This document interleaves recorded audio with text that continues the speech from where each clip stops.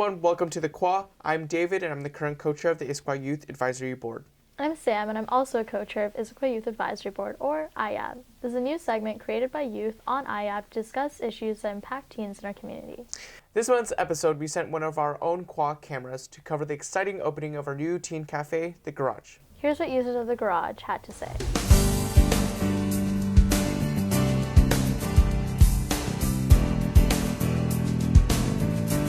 So I think the most important thing is to create a safe space for our high school kids. I think the community does a really good job of providing resources and support for our youth when they're younger. But once kids hit high school, I think often there just aren't the opportunities for them to find a place to, one, have resources. So we have a drop-in counselor if they need tutoring, or any help around academic support, or if they want to explore some artistic endeavors. So we have a stage, we have opportunities with Art East and Village Theater. So I think there's really no place in our community that does that just for high school students. And I think our high school students are also really stressed out and overworked, and I hope that we're a place where they find a little respite and find their people and build a community. I really like coming here after my internships on Thursdays because it's just like, instead of going back to school, it's a good place to relax, and the staff are really nice here, and I just enjoy being here. And I can also, it's a quiet place to get my work done, and it's like the environment is calm and it's just really nice here. It's important to have a teen cafe like this because it's just a good place for community building amongst teens, and no one, a lot of people, they don't have the time or money to just go to somewhere like Starbucks, and this is very teen oriented and less adult oriented. I enjoy coming to the Garage because it's a really good space to work. I go to Gibson High, and all of our work is really self-directed, and so in order to get our work done, we have to really police ourselves and make sure that we're staying on track. And so I find that one of the best ways of doing that is to coming to this space that isn't necessarily super duper duper quiet. They've got great soundtrack going on, there are other teens here, but it does make it so that I have this quiet kind of coffee shop atmosphere, and that really helps me out personally. One of our philosophies when we were building this was that we were never going to dictate what the youth did in the space, other than being safe and kind, that they got to choose, and I hold firm to that. So come in and visit us and tell us what you want. We have suggestion boxes up, or you can talk to the staff and we'll make it happen for you. Sam, I'm so glad that youth in our community have a place dedicated solely for them to get work done, drink free coffee, and just hang out with friends. I definitely agree. It's such a great place to hang out. Next, we have Council's Corner with Cole, where one of our own interviews members of the Issaquah City Council on their opinions. This episode, he asked Tola Martz about his take on the Teen Cafe. Welcome to the first edition of Council Corner. My name is Cole Penz, and I'm joined by City Council President Tola Martz. Tola, thank you for being with us today. Cole, it's my pleasure. Yes, well, so here on Council Corner, we aim at having elected officials like yourself be more exposed to the public. So we have a couple questions for you. Great. So we understand that you're the City Council President. What motivated you to partake in local government? Well, I got involved in the school district as a parent, and what happened was I got to know some of the folks in the city. And one of the things is the City Council is kind of always looking for good members of the community to get more involved, either in the city commissions or even in City Council. And one of the council members thought I might be good on City Council, and so she introduced me to some of the other council members and encouraged me to think about running. And so when the time came, I basically wound up meeting all the City Council members before I decided to run, and decided they were a group that I could work with. Oh. And so put my name in the hat, and I had a contested race in 2009. That was my first election for council, and I had an opponent, and I was fortunate enough to win. And then I've been up for re-election both in 2013 and 2017, and I did not have opponents. So I've had my summers in 2013 and 2017, didn't have to go around doing a lot of door knocking. So recently, the garage for teens has opened up, and I understand you were an integral part in the process of having that come to fruition, as well as the skate park over by Issaquah High School. Do you want to give us a little bit of motivation or your thought processes surrounding projects like that? Sure. Well, for both of those things, Issaquah is a great community if you're into sports, or if you're into music, or if you're into theater, or if you've got some other hobby that you're really into. But there's a lot of kids that aren't into any of that stuff. You know, they just get done with school and they want to have something to do after school. And, you know, the feeling I had about 10 years ago was we weren't really good at helping those kids. And I had been up to the boiler room up in Port Townsend and had seen what they had done with a storefront, and they had really built up, you know, they had art on the walls, and they had, you know, it was very much run by students. I mean, there were adults that managed the thing, but kids volunteered there. And so Paul Winterstein, who's now on the city council, and we went up to the boiler room, and we had dinner one Friday night with the folks at boiler room, and we're just really impressed. So then Barb DeMichelle, who's involved with a number of local activities, she and I went to the Youth Advisory Board to hear what kids thought about the potential for having some sort of cafe. And this would have been in probably 2010. And they had a lot of thoughts on it, and what they might want it to be and what they might not want it to be. And it sort of started a conversation.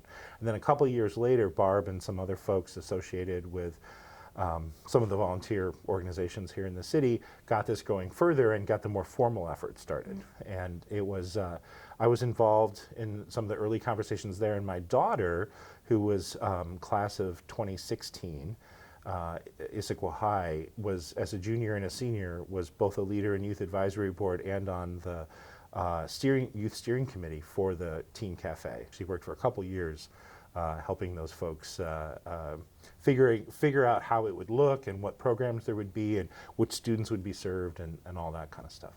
Yeah, well, I have to say that I've been to the garage, and it's an amazing place. It really feel like it does bring a positive atmosphere to the community as a whole. Thank you for joining us on this first edition of Council Corner. My pleasure. Good luck with Council Corner in the future. I hope it's successful. Yes, thank you, and thank you for joining us, and we'll see you next time. Thank you, Council President Tolo Martz, for the insightful information and for taking time out of your day to talk to us. Every show, we will conclude our episode with a teen discussion called Izzy Teen Talks, in which we'll talk about pressures and issues that are facing youth in our community today.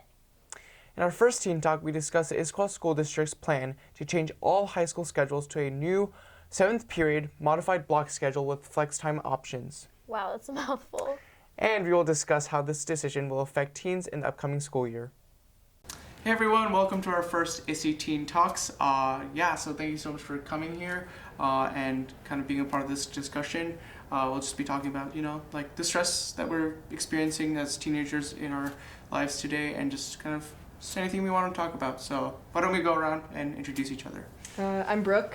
I'm Haley. I'm Morgan. I'm David. I'm Sage. I'm Julia. And I'm Sierra. So in terms of, I guess, stress, like on a daily level, like, do you guys think that, like, you're able to manage and, like, deal with everything you're kind of given by your teachers, like, in school and, like, yes, things like that? So how well are you guys managing stress? Yeah. Some days are better than others. Some weeks are better than others, obviously. Mm-hmm. I personally find that keeping myself busy helps me with time management, so I actually am more effective in getting homework and stuff done. So, like, I'm in my 2nd season of sports this year, and I'll do a 3rd season, just because I find that, like, exercising right after school and then going home, I'm, like, well rested. Well, I guess it doesn't make sense, but like my brain is well rested. Yeah. And so then I can get into my homework, and I don't, like, go home and waste all my time and then start homework at, like, 8 p.m. So, yeah, I just have to stay busy to make sure that I'm getting everything done that I need to. What's really funny is back when I did the high school classes, I had the opposite thing. Whenever I did sports, I got way too stressed out, and I just never had time for anything because I was too stressed about sports and preparing for stuff and competitions, whatever it was. So I'd end up just, like, too stressed to actually do my work half the time. And then with other specific sports, we just train so much, like 3 hours a day, that by the time I got home, I just fell asleep and had to wake up early in the morning to do homework, which wasn't working too well. So Yeah, I kind of have a similar issue. Like, I don't do sports, but my schedule is a little bit chaotic recently. And like, you know, some nights I get home at like 8:30, and then I realize I don't really have a lot of time for homework, and I get exhausted from all of the stuff that day. So that's been kind of rough in terms of managing stress. I just feel like I haven't been as capable to like keep it all under control without feeling like I'm drowning a little bit. So.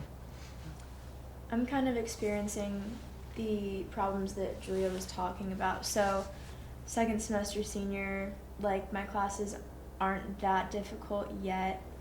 I like don't have a heavy homework load, and I just like submitted all my college apps, so I like have nothing to do really. So I'm finding myself very not productive and unmotivated. No, it's just okay. You know, like we need like time to not do anything, or just, you know, read a book, spend time with ourselves, just like, you know, not worrying about all the things that worry us on a daily basis. Okay, but so how big of a role do grades play in adding to the stress? I think that they play a huge role because I am in IB block, which is English and History, and everyone in that class kind of compares grades. True. And an A is the standard. So IB classes are advanced, and they're kind of like at a college level. And so they're really difficult a lot of the times, and you have more essays, and everything is you just dig a little bit deeper into topics. And so I feel like everyone expects you to have an A because A's are usually easier to keep up as an underclassman. But once you get up to like a junior and senior level and you take more of those advanced classes, like I said earlier, it's really hard to keep an A.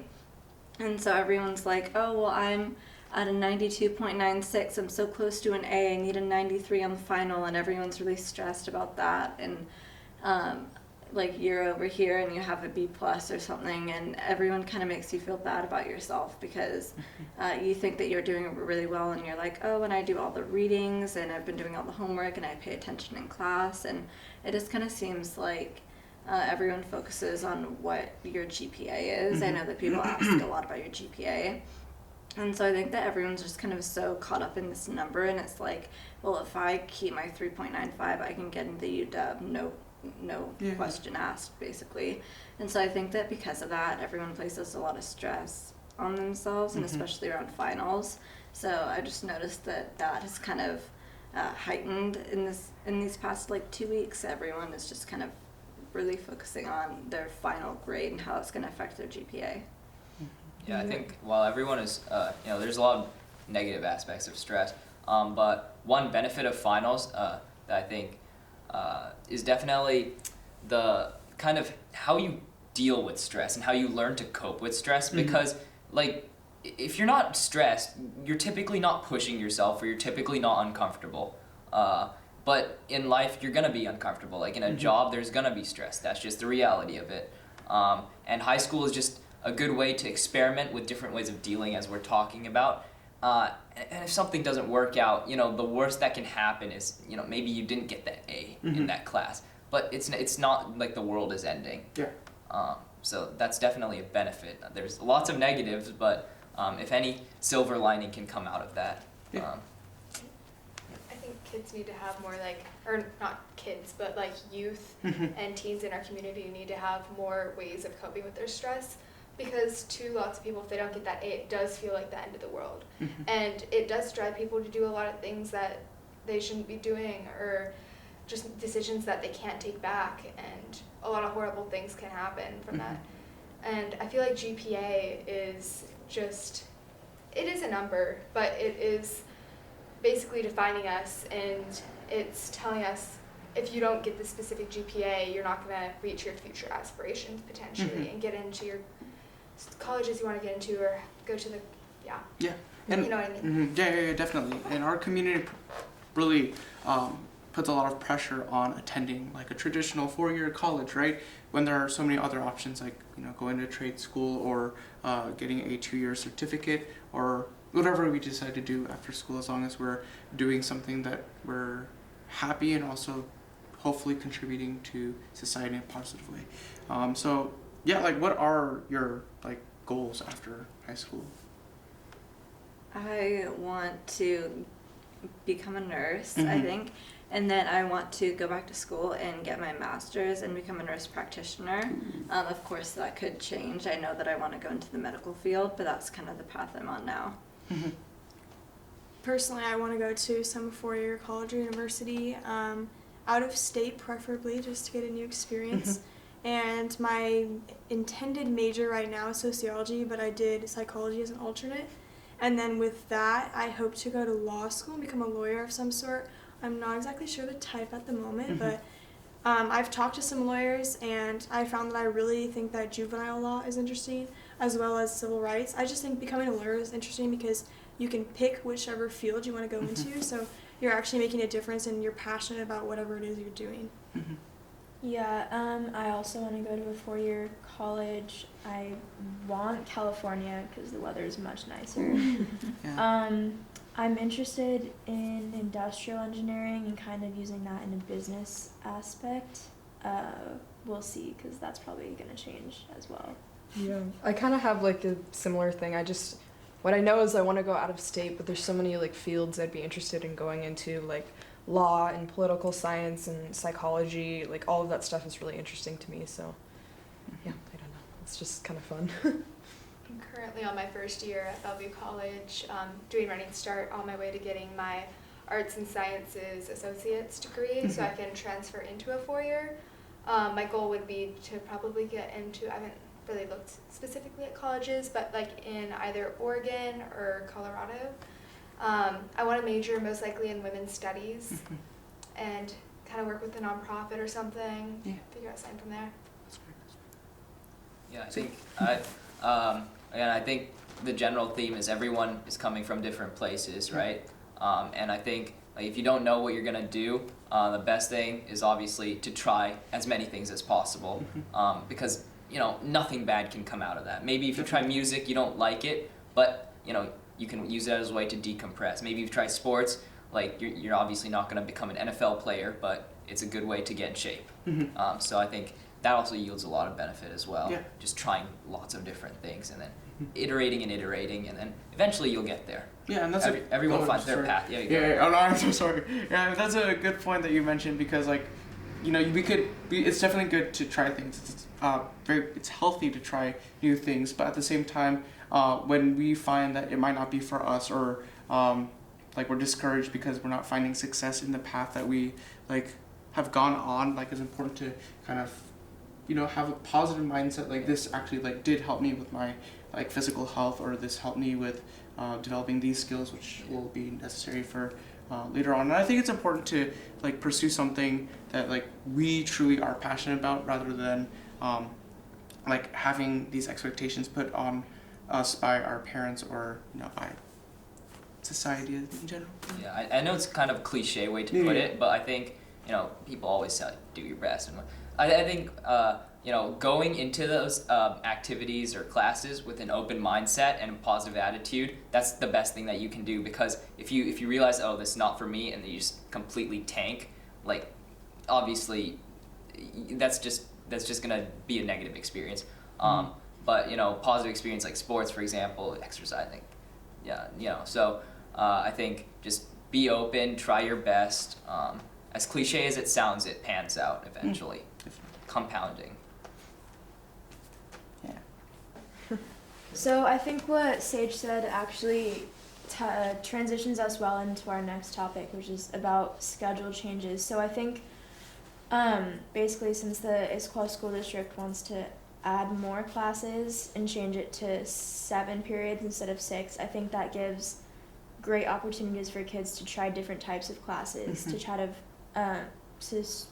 to find like their own path. I think that would have been really helpful for me, because I didn't have enough room in my schedule to like be able to try different electives and figure out what I liked, which sucked. But yeah, I think it's a good opportunity now. Yeah, especially because you need all 6 of your classes right now. So you take 6 and you have to pass every single one of them.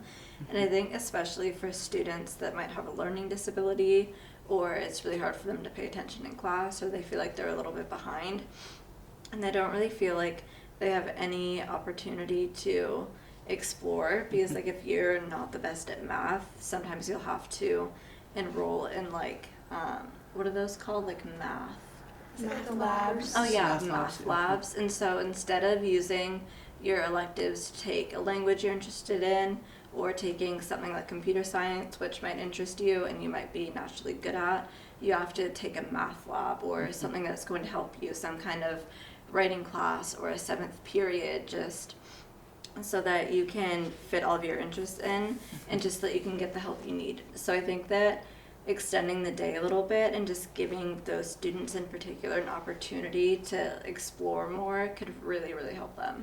Yeah, I think that assuming that they're not going to add more required credits for, all of high school, it's a really, really great idea to have like more periods to explore. And especially because there's so much pressure put on passing classes and getting decent grades in them. And if you don't pass a class, you sort of feel like you're out of opportunities, because there's summer school, but that's not everyone can do that. Also, summer's just for fun. Yeah, exactly. You got to have your teen experience. Yeah. Yeah, I think it could help a lot of people and like help people stay on track. Yeah, and the good thing is the day itself isn't extended. It's going to be split up in a kind of interesting fashion, but some people might be against that idea. But I think ultimately it does help increase graduation rates, which is ultimately the goal of public schools in general. But yeah, sorry, went home. Yeah. Yeah, the other benefit that I think it can yield is, with a longer class, teachers, like small blocks, right, short blocks, it's too condensed sometimes. Like some topics, in order to unravel, you just need that extra time, and if you just condense it, like it just becomes really boring, really like a lecture pretty much, or in general just takes the fun out. But if you're able to extend it, you're able to give more problems in a math class, you're able to do more examples on the board, you're able to, like, if you're in a writing class, like show more examples on the board, and I think it will just give the teachers that extra flex time that I think many of them kind of want already, and then so it'll yield huge, tremendous benefits in terms of that. And then also I think that along like not having all your classes on one day, you can focus on specific classes.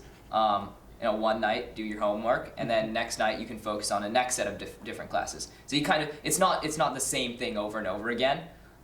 You kind of working through different homework, different topics, and I think that can be interesting as well.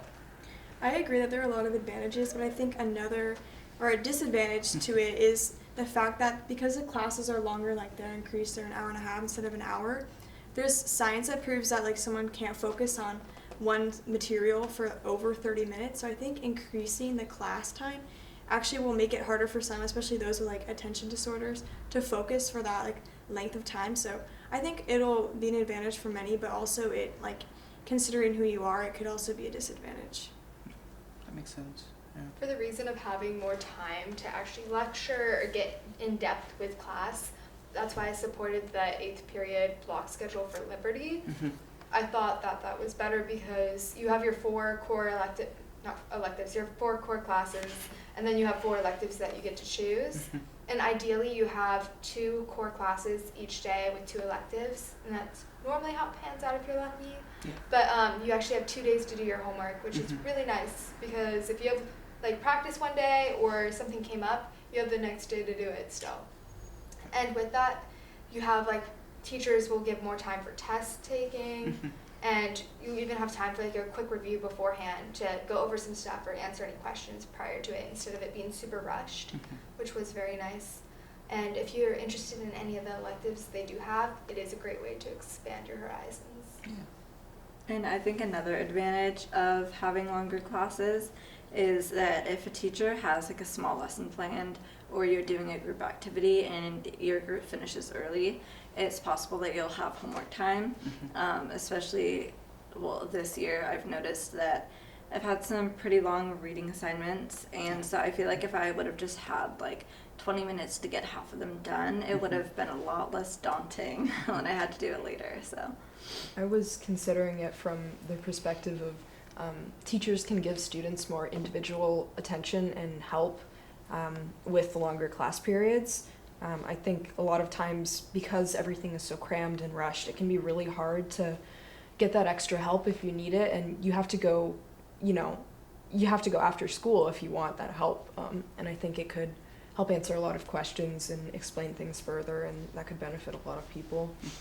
Yeah, and especially with the flex time, you're able to, go in to talk to teachers as well as, make up any tests or quizzes. But it is also an opportunity for the building, for the administration of our high schools to plan events that kind of unify our class. To unify our class, like do have time for assemblies, but like an example would be at the end of March, each of the high schools will have a time either during school, so for Issaquah and Liberty, I believe, they'll have time during school where we'll show a documentary that relates to mental health and kind of stress management, and just kind of navigating our world in this kind of digital age.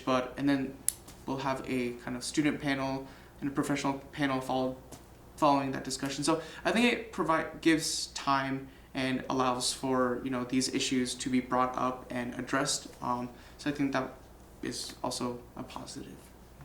So thank you so much for joining us for our first ISSE Teen Talks. If you have any other discussion ideas for future episodes, please let us know through this email that is shown at the bottom of the screen. Great, thank you. As you've heard from us today, teens face an enormous amount of pressure to succeed and simply need a time and a place to unwind, something that the Garage has provided for high schoolers in our community. We spent today talking about stress that students face, and now we would like you to join us in talking about the important issue and more at our 6th annual Behavioral Health Conference called State of Mind. Sponsored by Swedish Hospital and organized by the Issaquah Youth Advisory Board and the Issaquah Schools Foundation, we have invited behavioral health professionals to facilitate workshops that address important topics that range from stress management to body image. Our keynote will be Cara Murphy, who will discuss pressures facing students and how success is not determined by your GPA. Other speakers include Cletus Coffey, a former professional athlete and world champion turned motivational speaker that will talk about leadership and how student athletes thrive in stressful situations. State of Mind will be held on March 30th at Gibson Eck High School. To register, go to the website that you see on the screen. Registration is filling up, and you don't want to miss this event. We want to thank you all so much for joining in on our first episode of the Quah. We hope you tune in to our next episode as we discuss substance abuse issues. Have a great day, everyone. And we'll see you in the spring.